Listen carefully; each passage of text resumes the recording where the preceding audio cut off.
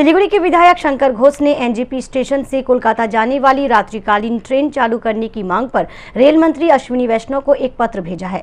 NJP station से कोलकाता जाने के लिए अंतिम ट्रेन रात 8:40 पर है। यहां से रात 10 बजे के बाद कोलकाता जाने के लिए कोई ट्रेन या बस परिसेवा नहीं होने के कारण लोगों को कई दिक्कतों का सामना करना पड़ता है। यहां से रात्रिकालीन ट्रेन परिसेवा चालू करने के विषय को लेकर रेल मंत्री के साथ साथ दार्जिलिंग के सांसद राजू बिष्ट का ध्यान आकर्षित किया गया है।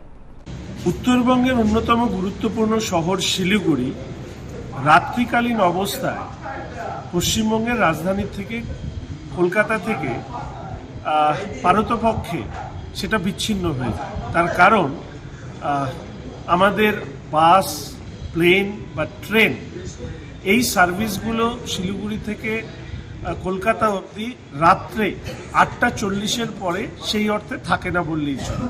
ফলে মাননীয় রেলমন্ত্রী অশ্বিনী বৈষ্ণব মহাশয়ের কাছে আমি একটি চিঠি লিখেছি, যেখানে এই সম্ভাবনা খতিয়ে দেখা হোক যে উত্তরবঙ্গের অন্যতম গুরুত্বপূর্ণ শহর শিলিগুড়ি থেকে রাত্রি 10টার পরে কোনো ট্রেন সার্ভিস যেটা কলকাতার উদ্দেশ্যে রওনা দেয় এরকম পরিষেবা চালু করা যায় কিনা।